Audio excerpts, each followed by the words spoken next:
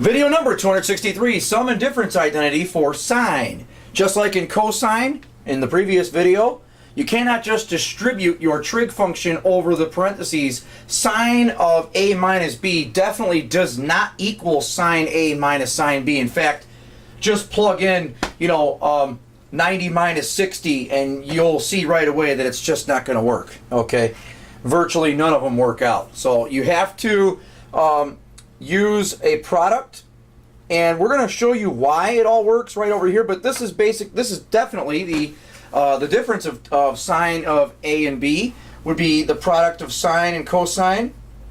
So sine a cosine b minus cosine a sine b, and then the sum would be sine a cosine b plus cosine a sine b. Now, the reason for this would be this.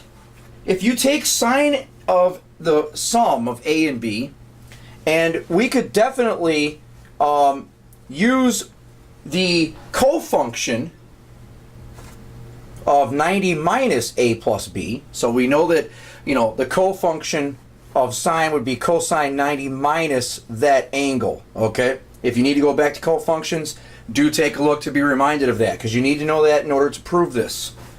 So then we can use the cosine that we did in video 262. So then we take cosine 90 minus the sum of a plus b. We rewrite it actually. We're going to rewrite this as 90 minus a minus b. Okay, that's very important. Now we have the first angle, and then we have the second angle. So then we're going to use the cosine identity from here on out. So here we go. So now we have cosine of the first angle times cosine second angle. Then it's going to be a plus, because remember cosine goes the opposite way. Then sine of the first angle, sine second angle. Then we're going to go through and replace cosine 90 minus a with sine a. That's a cofunction. And then you have another cofunction here. So then that proves that we have sine a cosine b cosine a sine b. There it is. All right. So there are three examples we're going to work out in this video. We have sine 75. We're going to find the exact value of that expression. We're going to rewrite the following as a trigonometric function of theta alone. And then we're going to verify this last one to make sure that it is in fact an identity. Here's the first one. Sine 75, we're going to rewrite it as sine 45 plus 30, because those are definitely two very familiar angles that we have. We can obviously use the 30-60 and the 45-45 right triangle to make these calculations. So then we have sine 45 plus sine of quantity 45 and 30. That's 75. Then we do sine 45 cosine 30 plus cosine 45 sine 30. And of course we just replace those with our exact values using our reference triangles of 30, 60s, and 45, 45s. Multiply the products, root 6 over 4, plus root 2 over 4. Bam, that's the exact value. And we're all set. Next one, rewrite sine 60 minus theta. So now we have the difference of the sine identity. So we're going to then do sine 60 cosine theta. And then that should actually be, minus. So this should be a minus in here.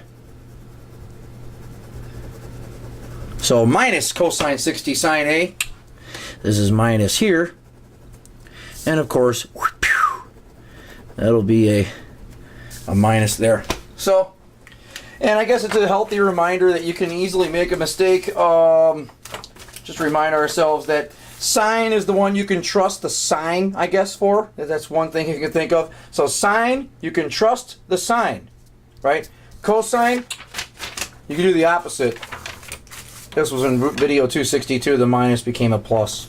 Okay, there we are. Last one. Verify that the following equation is an identity. Here it is. Sine of the sum plus sine of the difference equals apparently 2 sine cosine y. Let's find out. if you were to rewrite this sine, we would use the sum. So we do sine x cosine y plus cosine x sine y. That's this first part. And the part that I have in parentheses would be the second one, would be the difference. So sine x cosine y minus cosine x sine y.